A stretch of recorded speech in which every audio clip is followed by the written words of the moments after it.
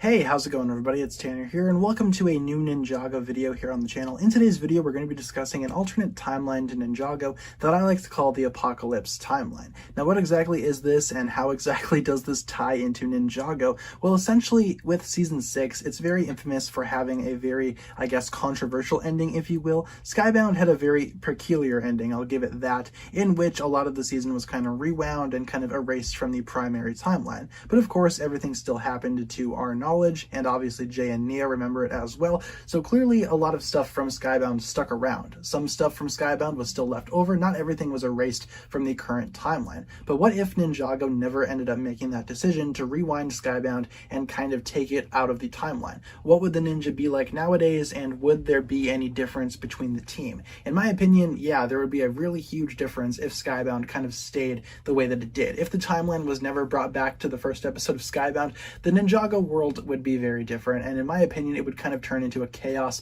kind of apocalyptic timeline, which of course is why I call this the Apocalypse timeline. For starters, let's take a look at the ninja themselves. Well, first of all, Skybound ended with Nia being dead. I mean, Nia was kind of hit with the Tiger Widow venom, and she really wasn't conscious. In fact, she kind of died in Jay's arms, meaning that the ninja would go forward without one of their own. Also, Lloyd would be extremely old too. In case you guys don't remember, during Skybound, Lloyd kind of turned really old on account of one of his wishes, and clearly that really didn't sit well for him, and he wouldn't really last all that long in the actual timeline had he remained old. So right away you kind of got two of the ninja taken out of the count here. That pretty much leaves what, the original 4 ninja, which would consist of course Kai, Jay, Cole, and Zane. Well, here's why I feel like that team would fall apart pretty quickly too. Kai, after losing his sister, probably could not handle being a ninja anymore, and in a lot of ways he probably would have just left the team in general, or just kind of resorted towards acts of villainy. I mean, who knows how Kai would have reacted if Nia would have stayed dead. We saw him during the finale of Skybound feeling very sad over the death of his sister, and rightfully so.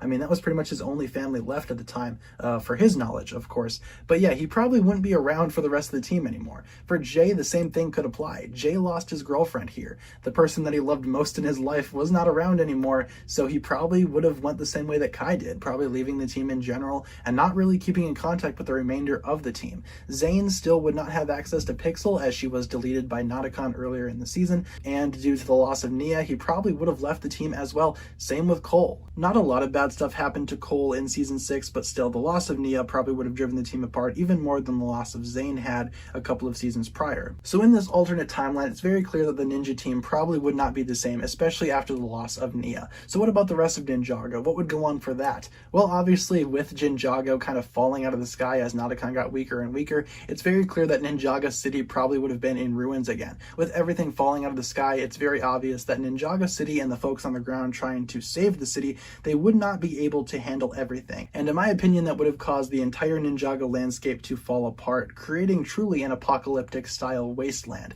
I honestly feel like that would happen if Skybound would not have rewound the clock, and I feel like it's a pretty good thing that Skybound did decide to erase some of those events from the current timeline, because in this apocalyptic timeline, this alternate universe, if you will, it's not going great for the ninja, it's not going great for Ninjago, and that's all due to Nauticon's actions. I guess this very much shows here that Nauticon is truly an evil genius when you think about it. He's one of Ninjago's most dangerous, most evil villains, and this kind of shows that. He did a lot to the ninja, and he did a lot to Ninjago, and if time would have not been erased, it's very obvious that a lot of Ninjago, especially in the ninjas' cases, they would have suffered, and a lot of people would not be happy, and it would not be good for pretty much anybody. So hopefully you guys enjoyed, I guess, my take on this alternate apocalyptic timeline. Of course, there are still a few other things that would be messed up as well as the result of the timeline never, I guess, rewinding, but let me know down below in the comments what other things would have happened if the timeline in Skybound would not have been reset. Leave all your thoughts down below, and hopefully you guys enjoyed this video. If you did, feel free to like, comment, subscribe, do all that fun stuff, and check out the links down below in the description for my other forms of social media. As always, big shout out goes out to my Patreon supporters, including once again the marvelous Jan.